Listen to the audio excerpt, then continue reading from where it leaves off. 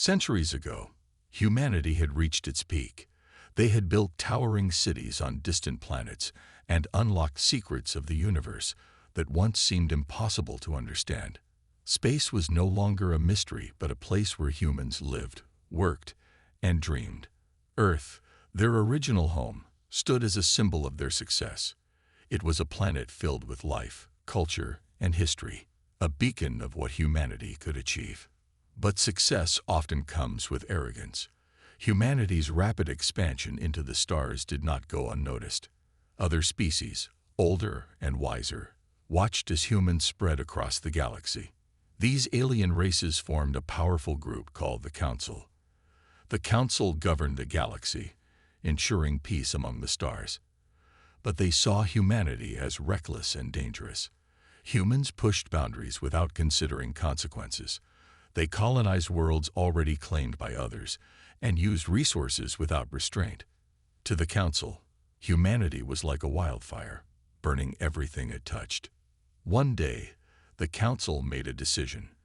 They gathered in their grand assembly hall, a place where light shimmered like liquid silver, and declared that humanity was too great a risk to remain in the galaxy. Without warning, they acted swiftly. Earth was sealed off, surrounded by an impenetrable energy barrier.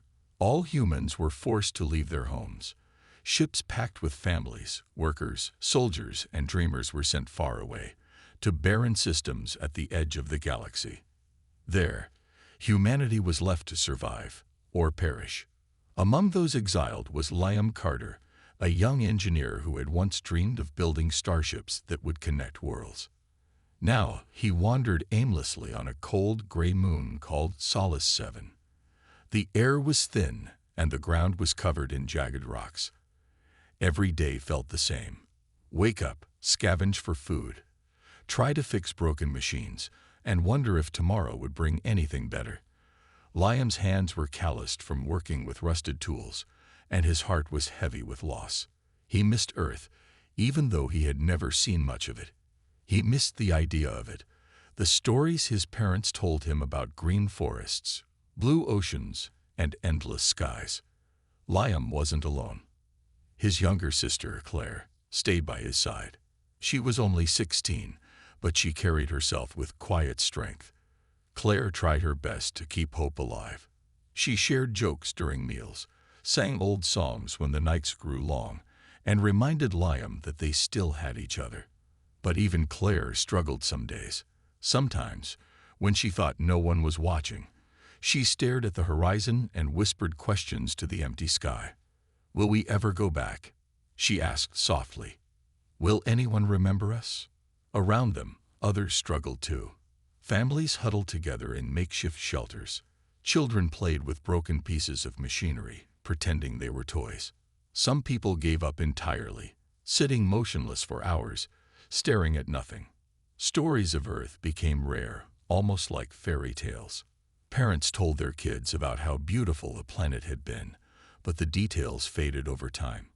Earth turned into a myth, a place some believed in, but no one truly remembered. Years passed, and despair settled over Solace 7 like a thick fog. Yet deep down, a spark of defiance remained. People whispered about finding a way back, to Earth, or at least to freedom. They talked about rebuilding what they had lost. For Liam and Claire, these conversations offered a small glimmer of hope. Maybe, just maybe, humanity wasn't done yet. Years turned into decades on Solace 7, but life didn't get easier. The moon was harsh, unforgiving, and lonely. Yet, among the scattered survivors, a quiet determination began to grow. Some refused to accept their fate. They believed humanity wasn't meant to wither away in exile. One of these people was Emma Wells, a scientist who had once worked on Earth's most advanced projects. Her hair was streaked with gray now, and her hands were rough from years of hard labor, but her mind was as sharp as ever. Emma spent her days exploring the barren landscape of Solace 7, searching for anything useful. She wasn't alone in this effort. Daniel Hayes, a former soldier with a deep scar across his cheek, often joined her. Daniel had lost his family during the exile, and he carried their memory like a weight on his shoulders. He wasn't a scientist, but he was strong, brave, and willing to help. Together, they uncovered fragments of old technology, broken pieces of machines, rusted tools, and strange devices no one could identify. One day, while digging near a rocky cliff, Emma stumbled upon something extraordinary. Buried beneath layers of dirt and debris was a hidden archive. It looked like a metal box, its surface covered in dust and scratches. When Emma opened it, she found glowing screens and intricate circuits inside. The device was damaged, but parts of it still worked. On the screens, ancient blueprints flickered to life. They showed designs for something called the Nexus. Emma's heart raced as she studied the blueprints. According to the information stored in the archive, the Nexus was a machine capable of bending space and time. If built correctly, it could open portals to anywhere in the galaxy, even Earth. For the first time in years, Emma felt a surge of hope. She rushed back to the settlement, carrying the archive with her. When she showed the others what she had found, their eyes lit up with excitement. "This could be our way out," Daniel said, his voice filled with determination. "If we can build this thing, we might have a chance." Not everyone shared his enthusiasm. Ryan Cole, a farmer who grew crops in the thin soil of Solace 7, shook his head. "You're dreaming," he said, his tone sharp. "Even if we build it, do you think the Council will just let us walk back to Earth? They'll destroy us before we take a single step." Ryan wasn't wrong. The Council had exiled humanity for a reason, and they wouldn't hesitate to crush any attempt to return. But Emma and Daniel weren't ready to give up. With Liam and Claire's help, they began gathering materials to rebuild the Nexus. Old engines, wires, and scraps of metal were collected from every corner of the settlement. People worked tirelessly, driven by the possibility of reclaiming their future. Claire played a key role in keeping morale high. She walked through the camp every day, encouraging those who doubted themselves. "We've survived this long," she told them. "Why stop now? If we don't try, we'll never know what's possible." Her words inspired many, including Nathan Brooks, a young mechanic who had lost his parents during the exile. Nathan dedicated himself to repairing the delicate components of the Nexus, working late into the night by the light of a small lantern. As weeks passed, the machine began to take shape. It stood tall in the center of the settlement, a patchwork of old and new technology. Emma monitored its progress closely, making adjustments whenever something went wrong. Daniel kept watch over the workers, ensuring everyone stayed safe. Even Ryan, though skeptical, pitched in when extra hands were needed. But not everything went smoothly. Strange signals started appearing in the skies above Solace 7. At first, they seemed like random bursts of energy, easy to ignore. But soon, the signals grew stronger and more frequent. One night, Emma spotted a drone hovering near the edge of the settlement. It was sleek, silent, and unmistakably alien. Someone had tipped off the Council. Fear spread quickly. Suspicion fell on Ryan, whose doubts about the Nexus made him an easy target. Arguments broke out, and trust began to crumble. As tensions rose, Liam and Claire realized they had to make a choice: continue building the Nexus or abandon it to avoid further conflict. The decision weighed heavily on them, but they knew giving up wasn't an option. Humanity's survival depended on taking risks, even if it meant facing the unknown. The discovery of the alien drone changed everything. Fear spread like wildfire through the settlement on Solace 7. People whispered in hushed tones, pointing fingers at one another. Suspicion hung heavy in the air, and trust, already fragile, began to crumble. Ryan Cole became the focus of everyone's anger. His constant warnings about the Nexus had made him an outsider, and now his doubts seemed like betrayal. "You knew this would happen," Daniel Hayes shouted during a heated meeting. His voice echoed across the makeshift gathering space, where people stood in tight clusters, their faces tense with worry. "You've been against us from the start. Did you call them here?" Ryan shook his head, his hands raised in defense. "I didn't contact anyone. he said firmly, though his voice trembled. I just wanted us to think before rushing into something dangerous. But I'm not a traitor.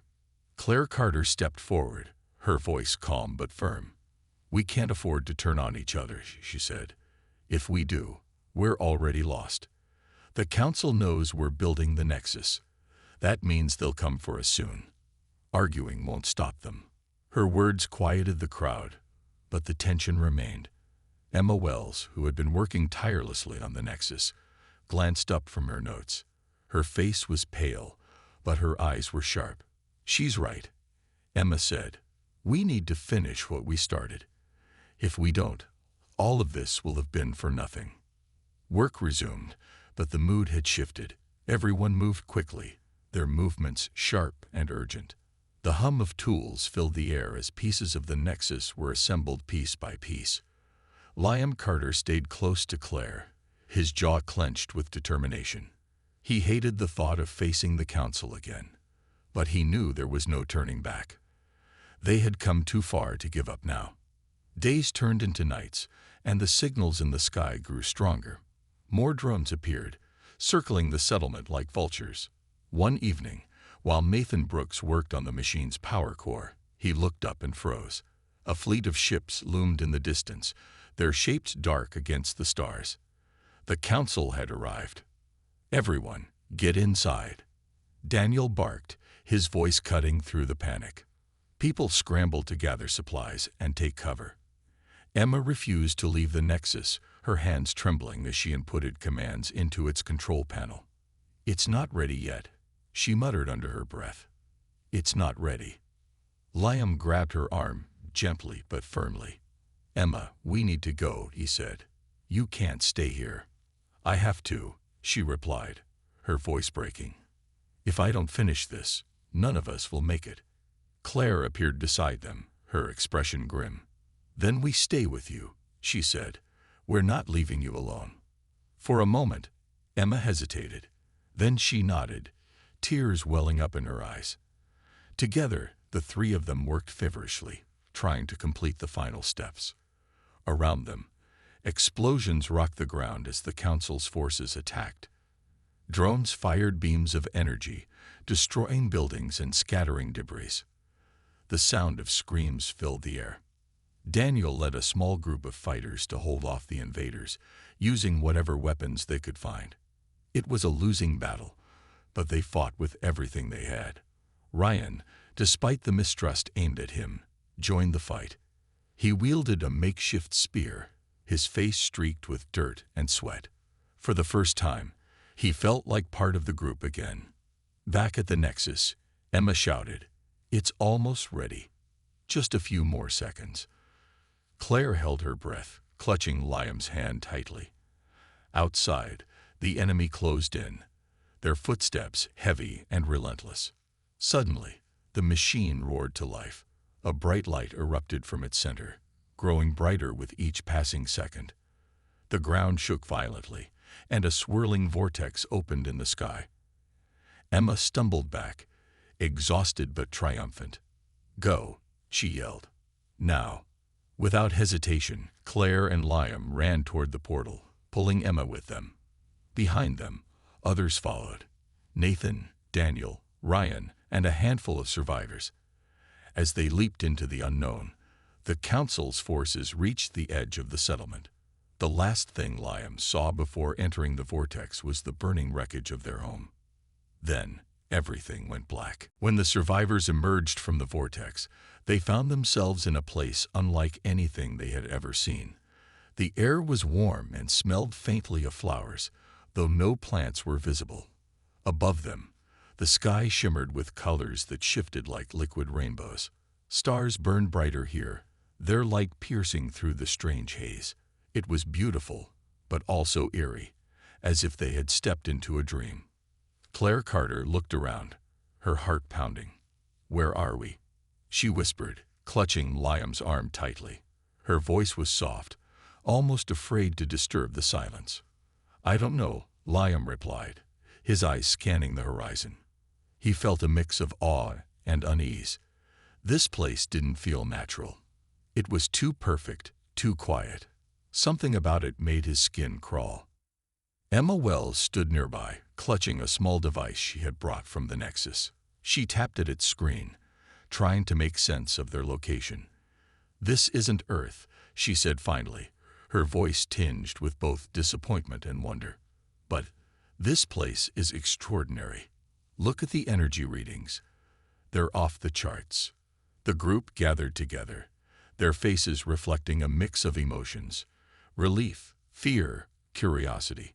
They had escaped the council, but now they were somewhere completely unknown. Nathan Brooks adjusted the strap of his backpack, glancing nervously at the swirling portal behind them. It pulsed faintly, as if alive, before shrinking and disappearing entirely. They were stranded. "We need to find shelter," Daniel Hayes said firmly, stepping forward. His tone was steady, though his hands clenched into fists. "We don't know what's out here, or if anything's watching us." As they moved cautiously across the terrain, they noticed something odd. The ground beneath their feet wasn't dirt or rock. It was smooth and metallic, like the surface of an enormous machine. Every step echoed softly, as if the planet itself was hollow. The air hummed faintly, a sound so subtle it was easy to miss unless you paid close attention. After walking for hours, they stumbled upon their first clue about this mysterious world. Towering structures rose in the distance, their shapes sleek and angular. They looked like buildings, but they weren't made of stone or glass. They seemed to be constructed from pure light. As the group approached, they realized the structures weren't empty. Strange figures patrolled the area, their forms massive and mechanical. These are sentinels," Emma breathed, her voice trembling. She recognized them instantly from ancient human records stored in the archive on Solace 7. The sentinels were guardians, built by some long-extinct civilization to protect their most valuable creations. No one knew exactly what they guarded or why, but encountering them meant one thing: humanity had trespassed where it didn't belong. "Do they know we're here?" Claire asked, her voice barely audible. Before anyone could answer, one of the sentinels turned its head sharply, its glowing eyes locking onto the group. For a moment, time seemed to freeze. Then, without warning, the sentinel raised a massive arm, pointing directly at them. A low rumble filled the air, growing louder with each passing second. "Run," Daniel shouted, pushing Claire and Emma forward. The others followed, sprinting as fast as they could. Behind them, the sentinel began to move, its heavy footsteps shaking the ground. More of the machines appeared, emerging from the light-like buildings, their movements precise and deliberate. Liam glanced over his shoulder, his chest burning with exhaustion. "We can't outrun them," he yelled. "They're too fast." Emma stopped suddenly, her mind racing. She pulled out the device she had been carrying and began typing furiously. "There has to be a way to disable them," she muttered. "Their programming must have weaknesses." Ryan Cole grabbed her arm, pulling her along. "There's no time for that," he snapped. "Keep moving." But Emma refused to budge. "If we don't stop them now, we'll never survive," she shouted back. Her fingers flew across the screen, inputting commands based on fragments of code she had studied in the archive. Sweat dripped down her face as the sentinels closed in, their weapons charging with ominous energy. Just as the first blast shot toward them, Emma pressed a final button. The device emitted a high-pitched whine, and the sentinels froze mid-step. Their glowing eyes flickered, then dimmed.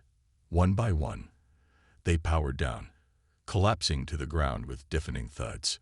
For a moment, silence fell over the group. They stared at the motionless machines, unable to believe what had just happened. Emma sank to her knees, trembling. "It worked," she whispered. "I disabled their core systems." Claire knelt beside her, placing a hand on her shoulder. "You saved us," she said softly. But as they caught their breath, Liam looked around at the alien landscape. "This isn't over," he said grimly. "We may have stopped them for now, but this place, it's not ours. And I don't think we're alone." The group stood in stunned silence, staring at the deactivated sentinels. Their massive forms lay still, like fallen statues, but no one dared to relax. The air felt heavy, charged with an unseen energy. Liam glanced around, his eyes scanning the horizon. "We need to keep moving," he said, breaking the quiet. "This place isn't safe." Emma nodded, though her hands trembled as she clutched the device that had saved them.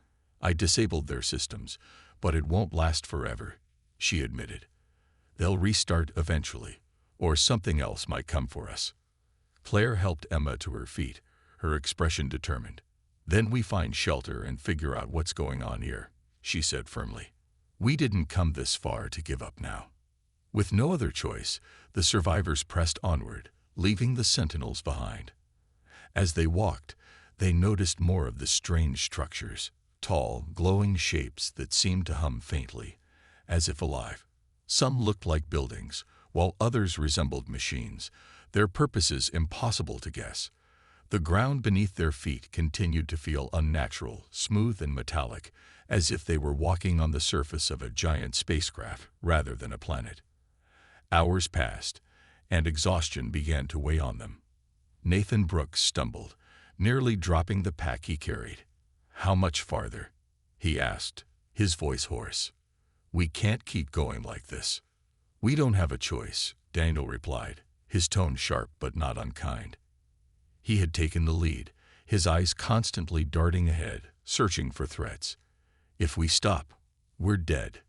Just as despair started to creep in, they spotted something in the distance, a cluster of domes glowing faintly against the strange sky. Unlike the towering structures they had seen before, these domes looked smaller, almost inviting. The group exchanged hopeful glances and quickened their pace. When they reached the domes, they discovered that they weren't solid. The walls shimmered like water, rippling gently when touched. Inside, the air was warm and smelled faintly sweet, like fresh fruit.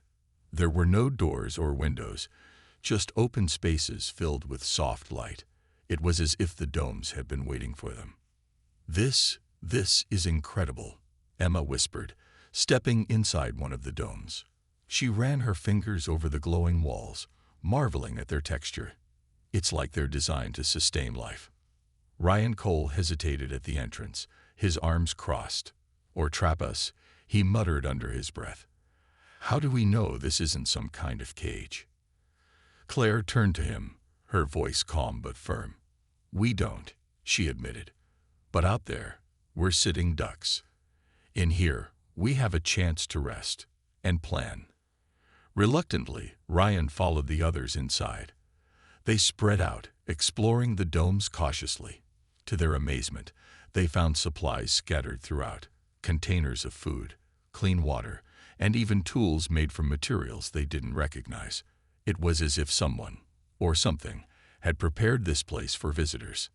As they settled in, Emma began studying the dome's structure, trying to understand how it worked. "This technology is beyond anything I've ever seen," she said, her voice filled with awe. "Whoever built this must have been centuries ahead of us." Liam sat nearby, sharpening a piece of metal into a makeshift weapon. "Do you think they're still here?" he asked, glancing toward the entrance. "I don't know," Emma replied. "But if they are, we need to be ready." That night, as the others slept, Claire stayed awake, watching the glowing walls of the dome. She couldn't shake the feeling that they weren't alone. Every sound outside made her tense. Every shadow seemed to move. Finally, she decided to step outside, needing fresh air to clear her mind. The landscape was eerily quiet, bathed in the shifting colors of the alien sky. But as Claire gazed at the horizon, she saw something that made her blood run cold. In the distance, figures moved, silhouettes too tall and angular to be human. They weren't sentinels, but they weren't friendly either. Her heart raced as she backed toward the dome, her hand gripping the hilt of a knife. Whatever was out there, they had been noticed, and they weren't welcome. Claire slipped back into the dome, her breath quick and shallow. She shook Liam awake, pressing a finger to her lips to keep him quiet. "There's something out there," she whispered urgently. "Tall figures, They're watching us. Liam's eyes snapped open, and he grabbed his makeshift weapon. He nodded, signaling for Claire to wake the others. Within moments, the group was on their feet, their faces tense with fear. Emma clutched her device tightly, while Daniel tightened his grip on a metal rod he had been using as a spear. Ryan looked around nervously, his earlier skepticism replaced by unease. "We need to leave," Daniel said firmly. "Now." Emma hesitated, glancing at the glowing walls of the dome. "But this place is safe. It has supplies, shelter," she protested. "If we go out there, we'll be exposed. And if we stay, we'll be trapped," Liam countered. "We don't know what those things are or what they want, but I'm not waiting around to find out." Claire agreed. "They've already seen us. If we try to hide, they'll just come in after us." Reluctantly, the group gathered their belongings and prepared to leave. As they stepped outside, the air felt colder, heavier. The strange silhouettes were closer now, moving slowly but deliberately toward them. Their shapes were jagged and unnatural, like living shadows carved from metal. They didn't speak, but their presence radiated menace. "Stay together," Daniel ordered, taking the lead. His voice was steady, though his knuckles were white from gripping his weapon. The group moved quickly, sticking close to one another as they navigated the alien terrain. The figures followed, their pace unhurried but relentless. Every step they took echoed faintly, sending chills down Claire's spine. She glanced over her shoulder, her heart pounding. "They're gaining on us," she said, her voice tight with panic. Emma glanced at her device, her fingers flying across its screen. "I think I can use this to create some kind of distraction," she said. "But it'll take time, and we need to hold them off until I'm ready." Nathan stepped forward, holding up a piece of scrap metal he had sharpened into a crude blade. "We'll buy you that time," he said, his voice trembling but determined. Ryan joined him, gripping a long stick tipped with a shard of glass. Together, they formed a loose line, standing between the advancing figures and the rest of the group. "Hurry, Emma," Liam urged, positioning himself beside Nathan and Ryan. He raised his weapon, his jaw clenched. The figures stopped a short distance away, their glowing eyes locking onto the group. For a moment, everything was still. Then, without warning, the figures charged. Daniel swung his metal rod with all his strength, striking one of the creatures squarely in the chest. It staggered but didn't fall, its movements jerky and mechanical. Nathan slashed wildly with his blade, forcing another figure to retreat momentarily. Ryan jabbed with his makeshift spear, his hand shaking, but his aim true. Behind them, Emma worked frantically, typing commands into her device. Her hands trembled, but she refused to give up. "Almost there," she shouted, her voice strained. The battle raged on, the survivors fighting with everything they had. Claire stayed near Emma, shielding her with her body as debris flew around them. One of the figures lunged at Liam, knocking him to the ground. Claire screamed, rushing to help him. But before she could reach him, a loud hum filled the air. A blinding light erupted from Emma's device, engulfing the area. The figures froze mid-step, their glowing eyes dimming as they collapsed to the ground. The survivors stared in shock, their chests heaving as they caught their breath. "It's done," Emma gasped, lowering the device. "I overloaded their systems. They won't be getting up anytime soon." For a moment, no one spoke. Then, slowly, the group began to regroup, checking each other for injuries. Though battered and exhausted, they were alive. "We can't stay here," Liam said finally, his voice firm. "This place isn't ours, and it doesn't want us. We need to find somewhere we can truly call home." Claire nodded, her expression resolute. "Then let's keep moving," she said. "We've survived this far. We'll survive whatever comes next." The group pressed onward, leaving the eerie domes and the fallen figures behind. The landscape around them shifted subtly as they walked, becoming less metallic and more organic. The ground softened underfoot, and patches of green began to appear, small plants with leaves that shimmered faintly in the alien light. It was a strange kind of beauty, one that filled them with both hope and unease.